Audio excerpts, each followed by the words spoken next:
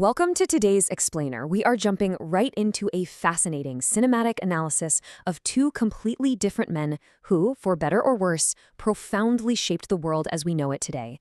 We're looking at the architects of history, the dictator and the liberator. We're going to visually unpack how monumental individual choices collide with the absolute fragility of democratic institutions. It's really a look at the mechanics of history itself.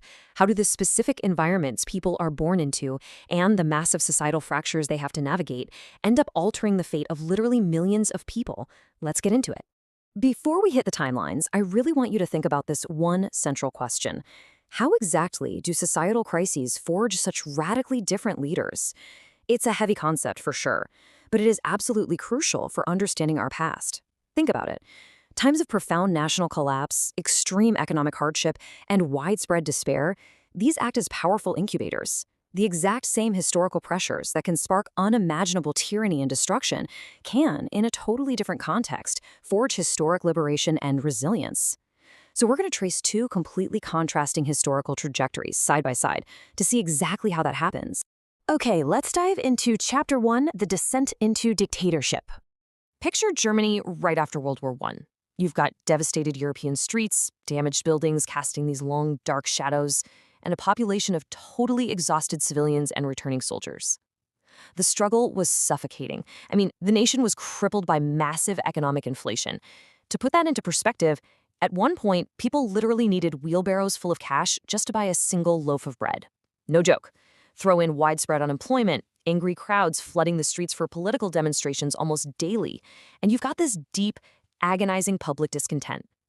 Understanding this environment is key, because it was exactly this severe economic devastation and political instability that created the perfect storm.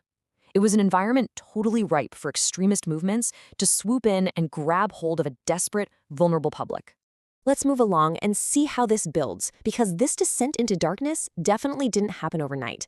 After the World War I trenches closed in 1918, there was a slow, highly calculated buildup. Hitler's eventual rise to power in the early 1930s wasn't just some single election fluke.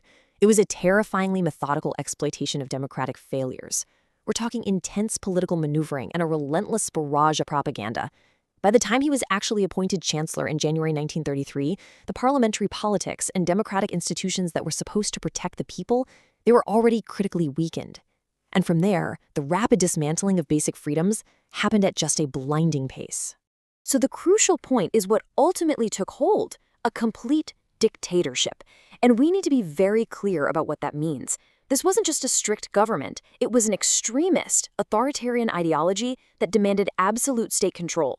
It relied entirely on the brutal suppression of any political opposition, strict censorship of the press, book burnings, and the horrific implementation of concentration camps. We have to unequivocally and factually frame this regime for exactly what it was, a catastrophic extremist ideology solely responsible for mass persecution, the unimaginable horrors of the Holocaust, and the devastating outbreak of World War II.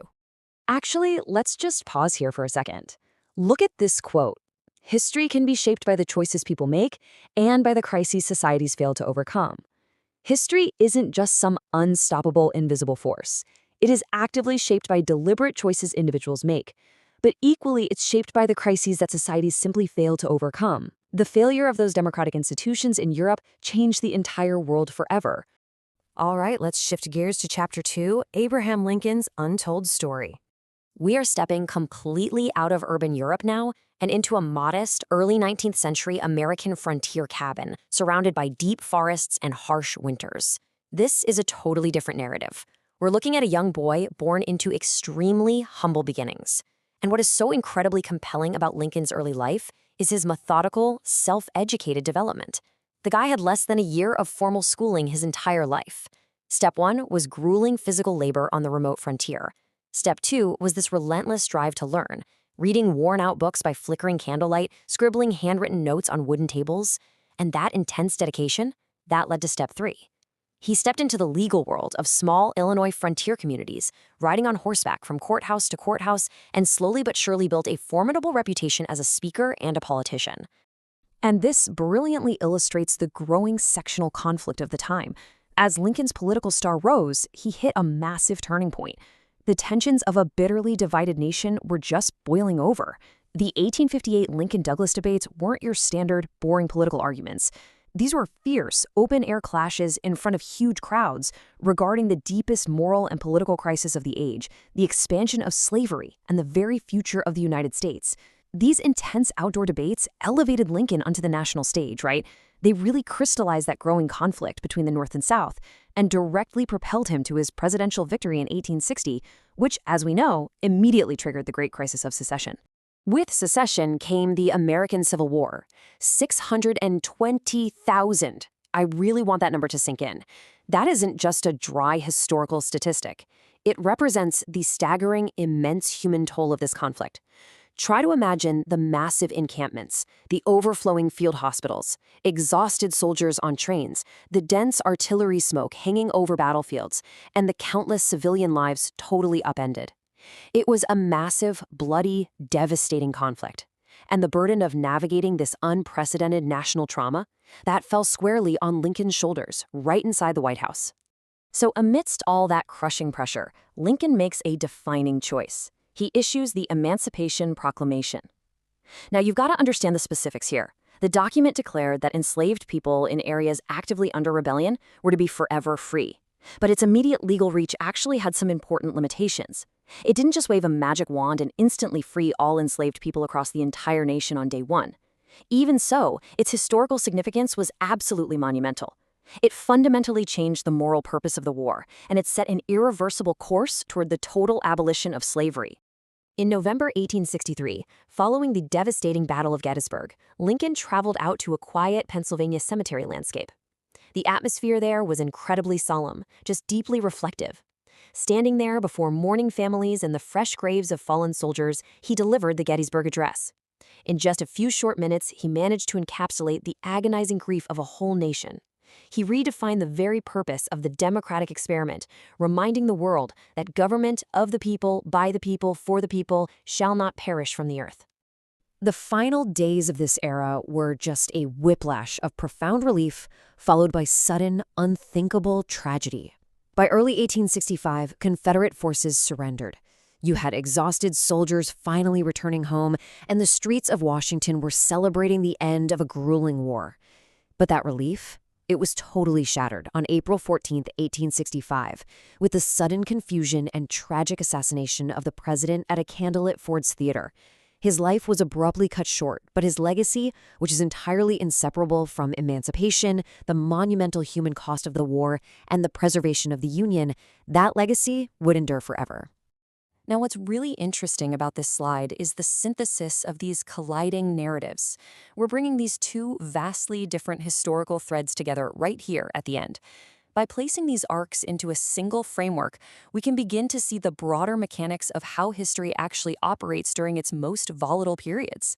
When we trace these progressions side by side, our central lesson really jumps out. And let me be absolutely crystal clear on this point. These two figures are not morally equivalent in any way, shape, or form. Not at all. But contrasting their paths visually like this, it's incredibly powerful. It highlights the massive, outsized impact of individual leadership when a society fractures. On one side, we see how economic ruin and weakened institutions allowed an extremist to literally tear the world apart. On the flip side, we see how a self-taught leader born on the frontier managed to navigate a tearing nation, preserve it, and push it toward a much greater ideal of freedom. And that brings us to the ultimate takeaway from examining these pivotal eras: institutional resilience. See, history isn't just a biography of a few monumental individuals. It is equally molded by the strength or the fatal weakness of the societies, the crises, and the collective choices surrounding those individuals. When we look at the world today, recognizing the sheer fragility of our democratic institutions, understanding how easily they can be manipulated and how fiercely they need to be protected, that is hands down the most crucial lesson we can pull from the past. Because at the end of the day, history shapes the present. The exact same forces that built dictatorships and forged liberators, they aren't just dusted off in old textbooks. The mechanics of human society and collective choice remain exactly the same today. So I want to leave you with this thought. When future historians look back at the crises of our current decade, will they write that our institutions crumbled under the pressure, or that we stood firm and forged a new era of resilience? Thank you so much for joining me on this deep dive today. If you want to keep uncovering the forces that mold our world, make sure to follow Historon1. Until next time, I'll catch you in the next explainer.